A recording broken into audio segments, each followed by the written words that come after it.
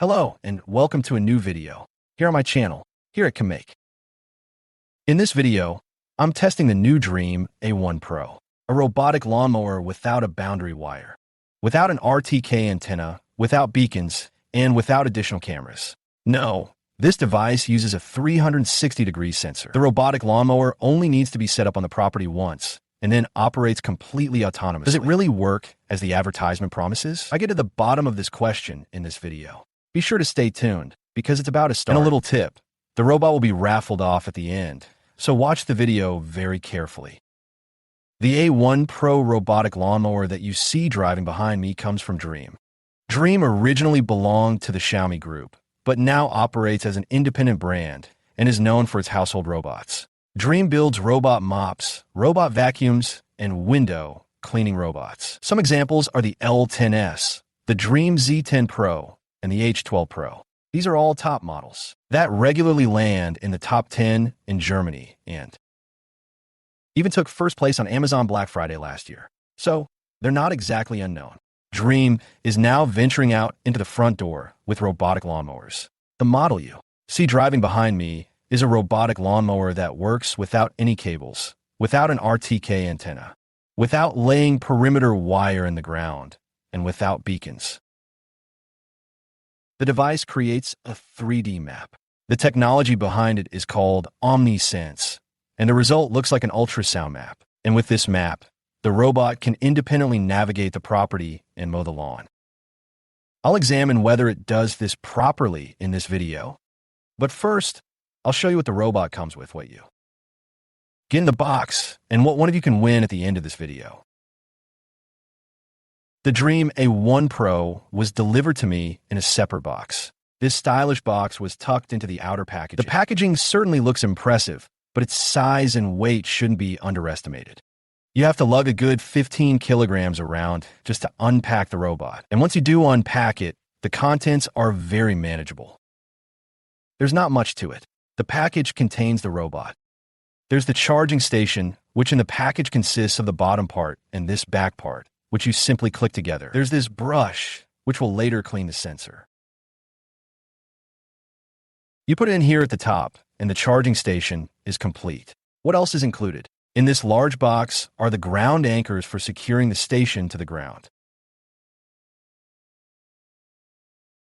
There are replacement blades and a comprehensive manual in various languages. It's also available in German.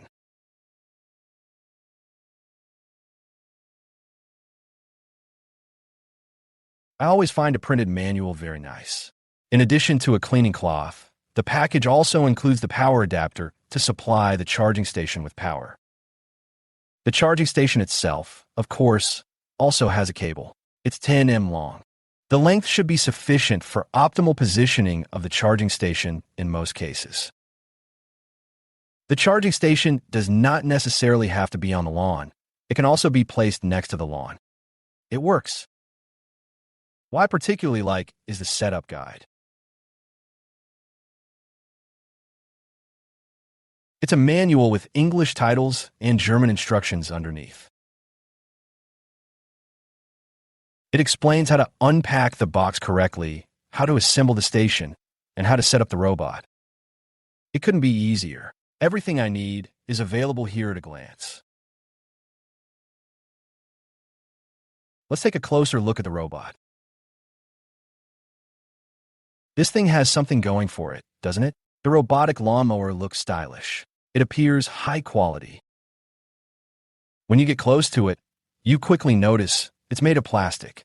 At 12 kilograms, it weighs relatively high. The sensor looks particularly chic. It's like a multicolor effect paint job. There's a diffuser on the back. It looks a bit like a Porsche. This stop logo design also looks like it came from Porsche. When I press the stop button, the cover opens. I was a little worried about breaking the flap. It seems nice, but I don't need to touch it that often. The robotic lawnmower's control panel is hidden under the flap. The design reminds me of the one-touch controls on BMW or Audi. Turn the wheel left and right, press it, and select a function. Also, the functions of the 4 buttons. It looks very stylish. I also really like the color display. The underside of the robot reveals the cutting mechanism. There's a rotating disc in the middle. The disadvantage, as is often the case, is that the area from the disc to the edge can't be mown. If the robot drives along a wall, it obviously can't mow that area. It's best if the robotic lawnmower can drive on the edge. If you have curbs or sidewalks at the edge of the lawn, the robot will drive along the middle of the lawn edge and can, of course, mow those as well. A special feature of this robotic lawnmower is the tool-free blade change. I'll look at that in more detail later. But first, let's get to the installation of the robot. I'll set up the station on my test area. I'll install the charging station and link it to the robot. I'll show you how to install the robot, set up the charging station, and link it to the app in the video. Installing the charging station is incredibly simple and quick. I simply placed the charging station on the ground, secured it with 4 ground anchors, and connected the power supply to the socket. I can also screw in a 5th and 6th ground anchor. One thing I've noticed here, this part probably came straight from a 3D printer. I was a bit worried that the ground anchors would break off here on the gravel. The Allen key is also made of plastic. You can use it once, probably not a second or third time. But whatever. In any case, it served its purpose. I'm not complaining. I parked the robot next to it and am now going to turn it on. I have to press the button for 2 seconds, then the robot starts up. I hope you can see it.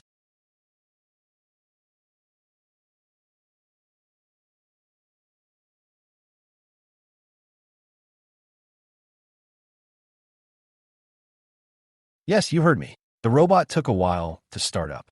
It took about a minute. The display then tells me to select a language. I can select German using the dial. One click in the middle, and I've selected the language. Now I can assign a desired pin. I'm not supposed to use 0000. For the video, I'll use the simple pin 1234. Don't worry, I'll reset or change it after the video.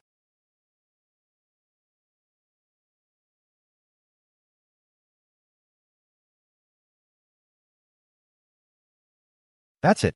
It's a color display. I can set up and test all the functions here. But that's of little interest to me at the moment. I want to put the robot to use. I want to show her property, and above all, I want to connect it to the app, and I'll show you how that works now. To connect the robot to my phone, I first downloaded the Dreame app. You can find a corresponding QR code in the installation instructions, where you can simply look under the video in the video description. There you'll find all the important and relevant links and information about this robot. After I've installed the app, I can add the robotic lawnmower by photographing the QR code on the underside of the lid. And that's what I'm going to do now. I click Scan. The app requires permissions on my phone for this, which I grant.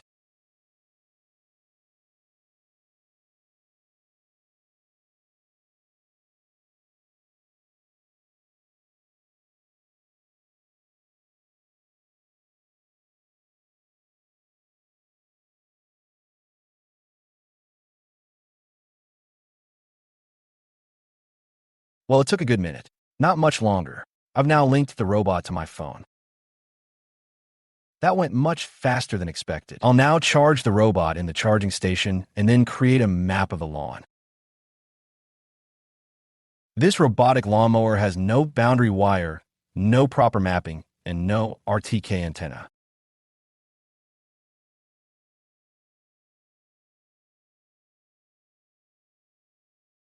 It drives itself using its OmniSense sensor.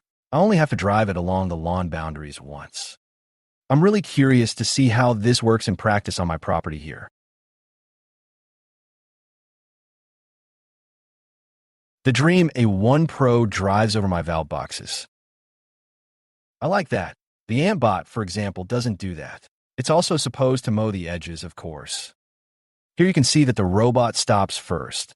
The edge mowing comes in a separate cycle. I'll show you that in a moment. First, let's go into the app. I'd like to show you which functions are available there and what you can adjust on the robot. There's a lot. And while the robot waits for its next use, I'll show you which functions the app has. I've already started the app, and you can see the Dreame A1 Pro pre-selected on the home page. I go into the device, and directly on the home page, I see the map with the 3 zones I created. Here I can start the robot by selecting the entire area, for example, or just a boundary, i.e. the lawn edge. I can select the zones, specific mowing points, or control the device manually. That works too. In the top right, I can see the previous mowing performance and the current battery level. In the schedule menu, I can select which schedule I want to use and customize it. I can, of course, also edit the map. I've already set up the map with my 3 zones and could now add a second map. However, you'll need a second charging station for this. Depending on the mowing area selected, you can individually specify how the lawn should be mowed in the settings. The general mowing preference applies to the entire map. Here you can set whether you want to mow in standard mode at 120 square meters per hour or in efficiency mode, in which the device should cover 200 square meters per hour. However, this will give less consideration to obstacles. If you have the time, you should stick with the standard setting. Below, I can select the mowing height by clicking on the height you want to mow. I mow my lawn to a height of 4.5 centimeters. The mowing direction can also be set. With the mowing direction, I determine the angle at which the robot should move, starting from the charging station. 90 degrees works very well. I recommend setting the angle so that the robot moves diagonally as rarely as possible. This minimizes the effort. What I really like about this, in addition to the ease of setting, is the ability to define special patterns. I've currently selected the checkerboard pattern. Clicking I also explains what this means. The robot changes its direction of travel by 90 degrees with each use. I can also activate a so-called cross pattern, in which the robot changes its mowing direction by 45 degrees each time. This protects the lawn because the robot has to drive over the same areas less frequently. In the mowing settings, I can also specify that the edge should also be mowed when mowing the entire area. The robot always does this after it has finished with the area. Then it drives around the edge again and mows it. I can activate or deactivate obstacle avoidance at the edges here, and LiDAR detection can also be deactivated here. I leave both on because I don't want a robot to drive into obstacles. One final setting concerns obstacle avoidance or obstacle detection. I can set the minimum height an obstacle must be for the robot to recognize it as an obstacle, especially if the lawn is very tall and still needs to be mowed. The height should be set relatively high. However, this also means that smaller obstacles, such as animals or toys, may be driven over. This should definitely be taken into account. The obstacle avoidance distance can also be set between 10 and 20 centimeters. This is the safety distance that the robot maintains from detected obstacles. Back on the home page, I have the option of viewing the basic menu items for the app and the robot. Using the 3-dot menu in the top right, I can view the logs of previous mowing jobs. It has already covered 260 square meters and spent 542 minutes. The consumables are also displayed, and I can order replacement blades directly. The blades are still in good condition after 3 uses, and I can use them for about 96 hours more. The cleaning performance is also displayed, and I can purchase additional accessories. The rain protection is activated. As soon as the robot detects raindrops on its sensor, it automatically returns to its garage. There it waits for at least 3 hours before continuing where it left off. This protects the robot and, of course, the lawn. A frost protection function is also built in. I haven't seen that with other robotic lawnmowers. I think it's a good feature. It's mid-May, and the temperatures are still below freezing at night. The low speed at night is a kind of animal protection. I can specify when the robot should travel an extremely low speed.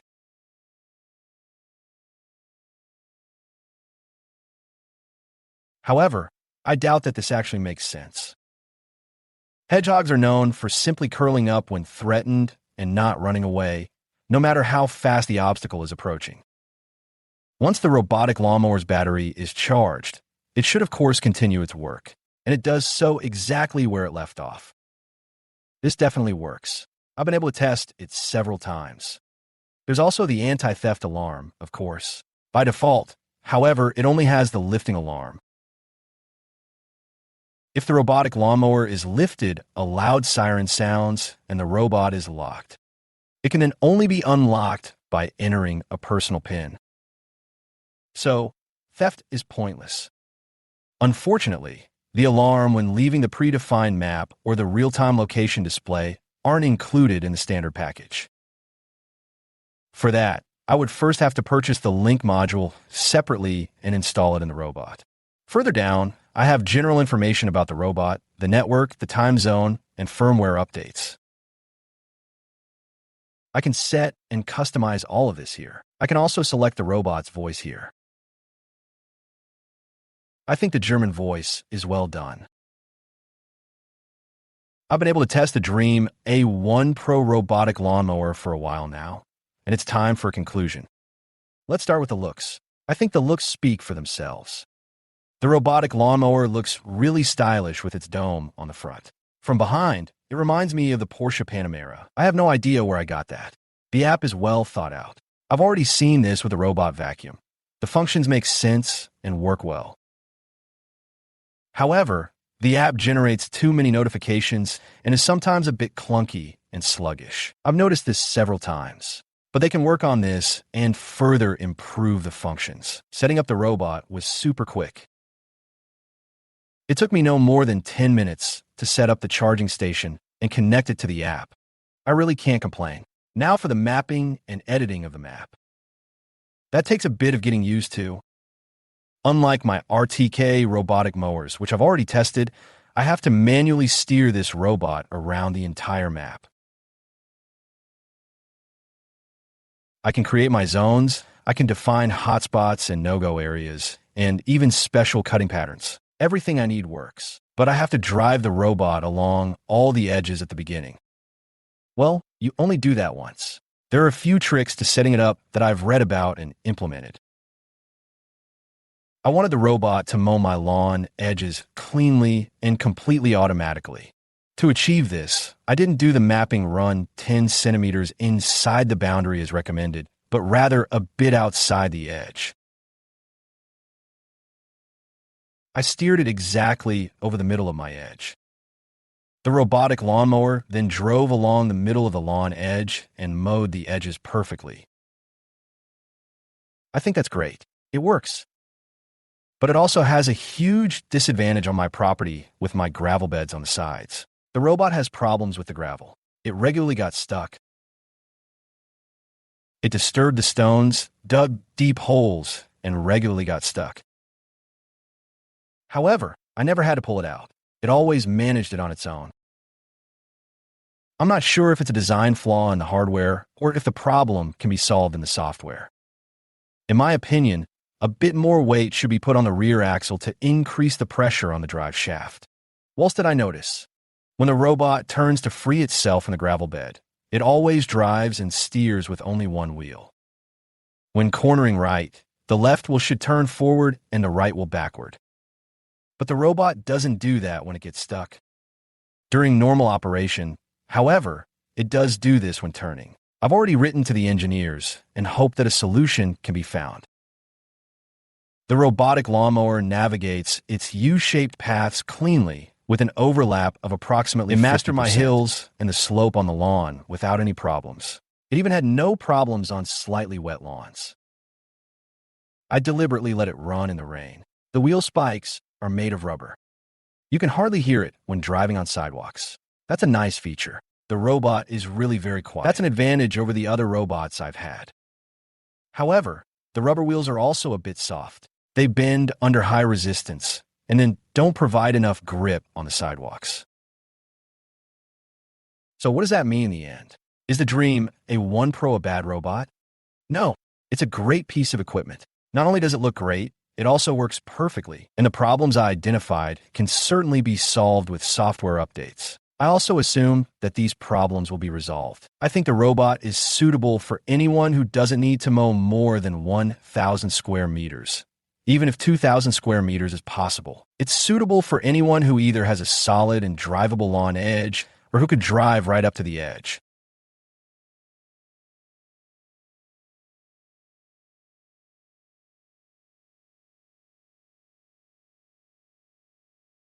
Do you have a lawn like that? Then this is the robot for you. If you have gravel on the side that you don't want to fix down again, then this isn't necessarily the robot for you. That's my conclusion about the Dreame A1 Pro. If you want to know more about the robot, take a look below the video. Dreame sponsored the robot, and you can now win it. But first, you should read the video description. Dreame gave me a discount code for you. You can find it below the video. There you'll get the robot with a great discount and maybe a bonus. There you'll find my links and further information from my blog about this robotic lawnmower, and you can read it at your leisure. You're probably wondering how you can win the Dreame A1 Pro, right? It's really easy. Give me a like for my video, at least if it was useful for you and you enjoyed it. I would also like you to subscribe permanently. That would be nice too. That helps me and my channel move forward. And to win, I would also like to see a comment from you. Write to me in the comments section below the video and tell me what you think of this robotic lawnmower. Which features that I mentioned in the video impressed you the most and why? That's all you have to do to take part in the competition. You can find the other terms and conditions for the competition in the video description. Thank you for watching. See you in the next video. I'm already looking forward to it. Take care. Until then, ciao.